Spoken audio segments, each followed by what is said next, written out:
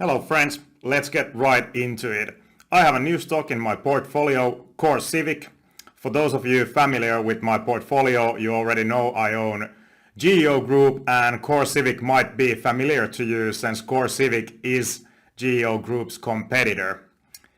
And for the ones who know GEO Group, you do know that CoreCivic also operates in the private presence sector in United States.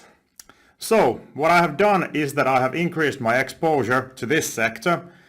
Before I present to you the reasons for this investment, I encourage you to first check out that earlier GEO Group video, as this video will work as a sequel to that one. So maybe some things I will not explain so in depth in this video as I did in the GEO Group video. So go check it out first maybe, so you maybe understand this one a little bit better then.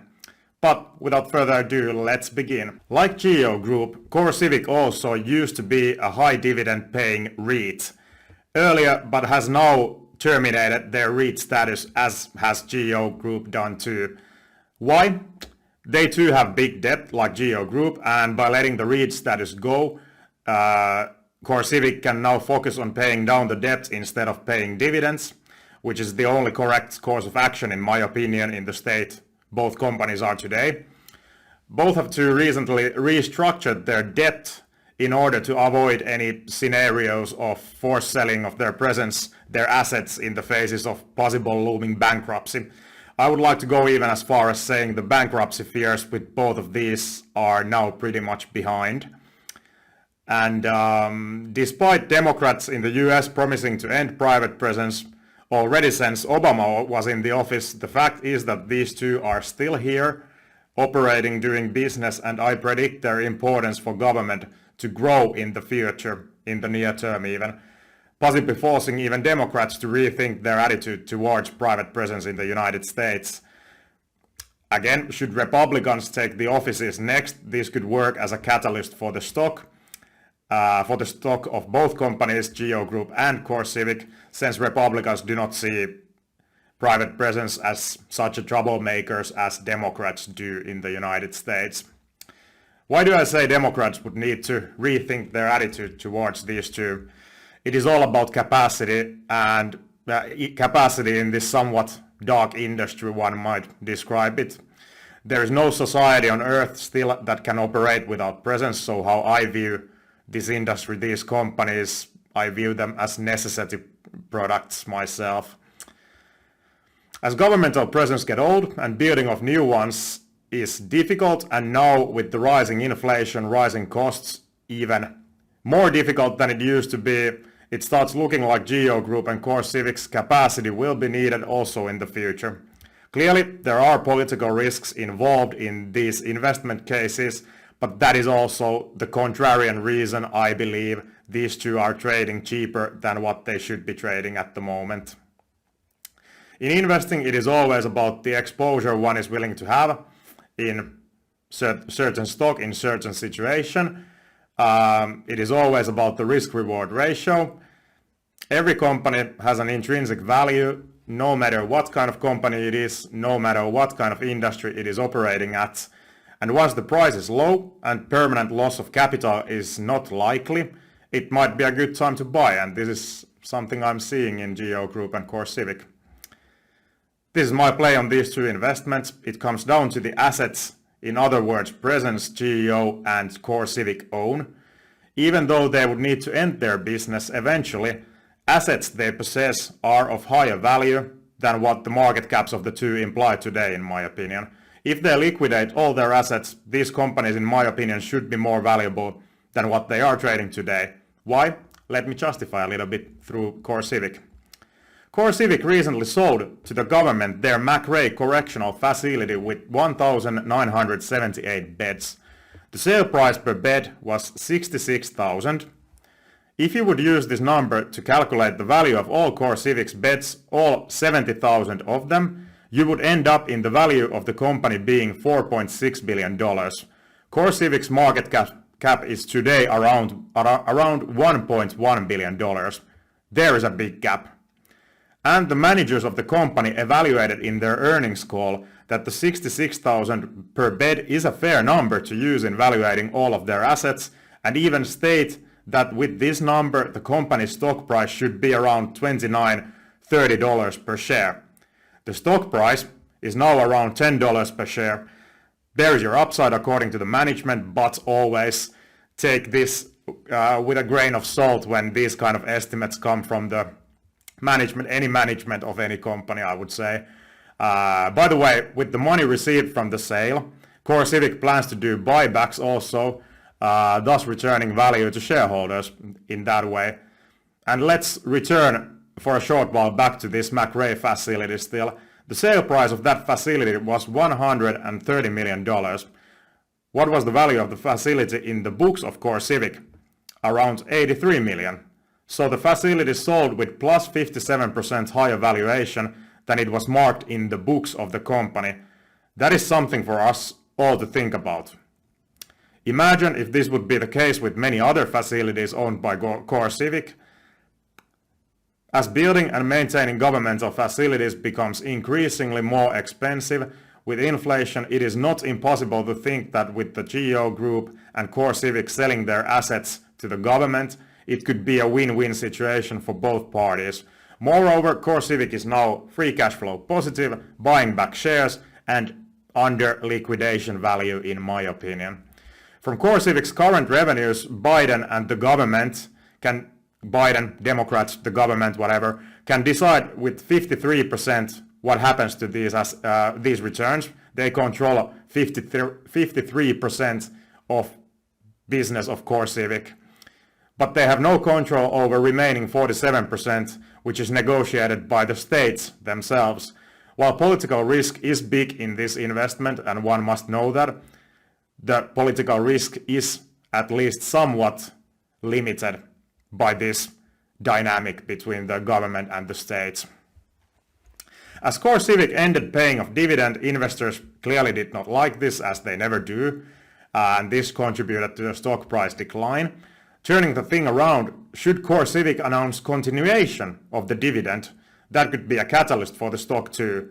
Sentiment change in regards to private presence with Republicans in office in power was the second possible catalyst for GEO Group or CoreCivic, or both actually. To conclude, CoreCivic and GEO Group are Benjamin Graham type of cigar butt companies and plays on the assets they own.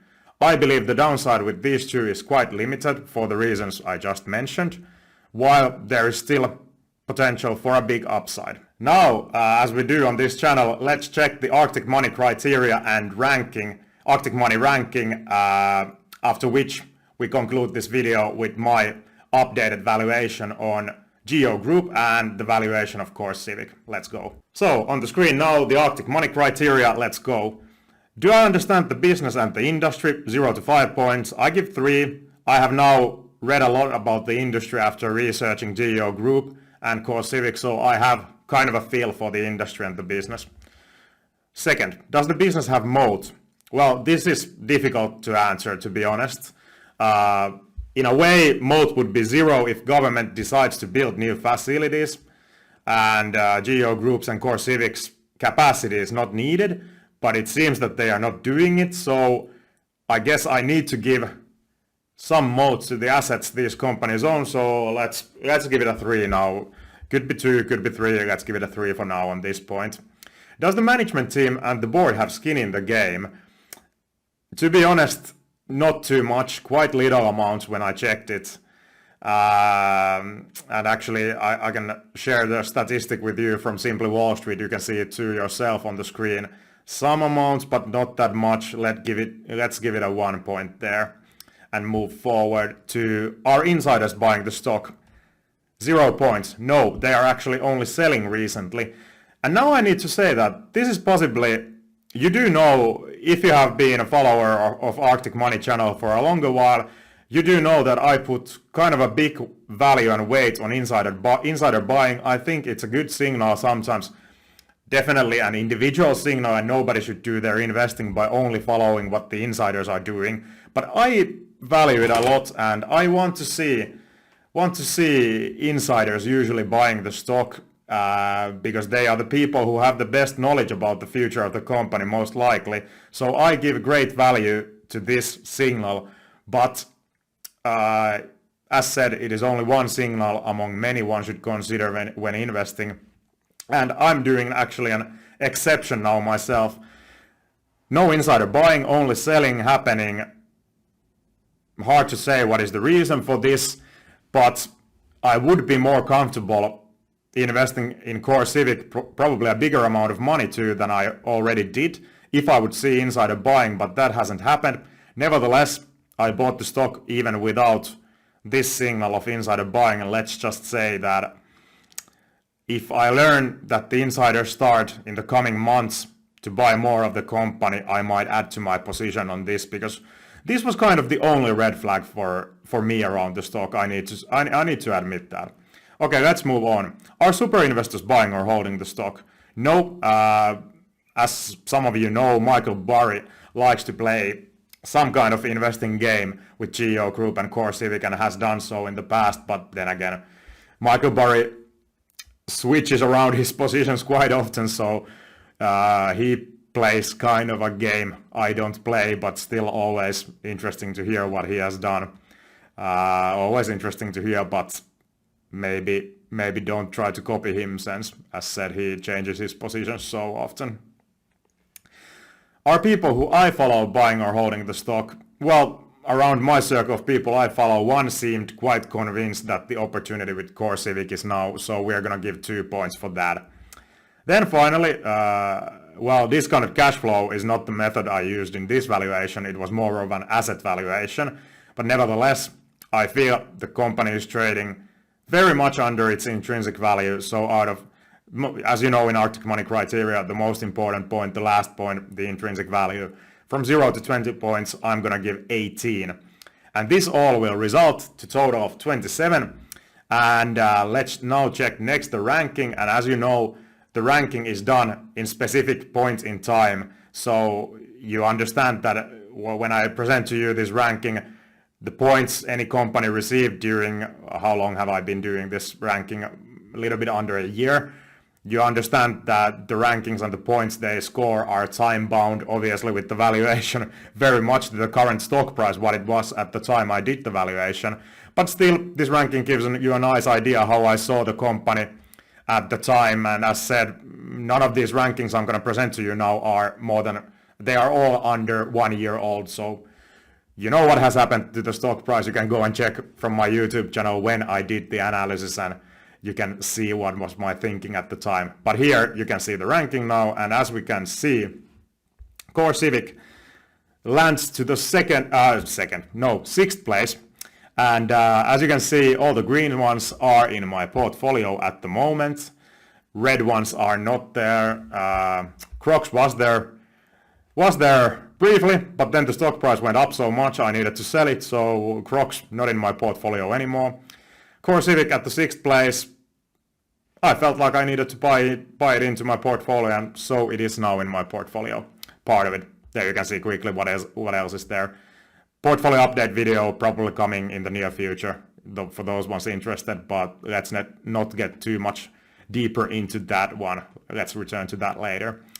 And to conclude here, finally, after my asset valuations on these two, GEO Group and CoreCivic, I arrived to the remarkably similar risk-reward situation with both companies, actually, which then again maybe isn't so surprising since they are both operating in this very niche industry of private presence in the United States. So, with the valuations expecting 10% annual returns, I believe that first, if we talk about, well, let's take CoreCivic first. CoreCivic is trading today a little bit under $10. With the 10% expected annual return, I believe it should be trading, and its fair value should be around $17, a little bit under $17. And with GEO Group, the stock trading a little bit over $8 per share today, I feel GEO Group's fair value with 10% expected annual return would be a bit over $13. So both undervalued, That's why I have them in my portfolio now. I hope we will see the stock price going up and my theory to play out. Still, remember always to do your own research. Never copy any investor, not me, not anyone else. You are the only one responsible of your money, and you are the only one who makes the decisions and should always do your own research, as you know, watching this channel for a longer time. As said, these two carry lots of political risk with them, this investment case. I cannot stress that too much. But still, I feel the risk-reward ratio was okay, ready for me to go into these two stocks. They are now both in my portfolio, GEO Group and CoreCivic. If this kind of contrarian value investing, what I do on my channel Arctic Money, is something you like, please subscribe the channel, tell a friend too, if you know a friend who would like this, and I promise to continue my work here on YouTube, creating you good entertainment around investing, good tips on where to possibly start your own research with certain companies.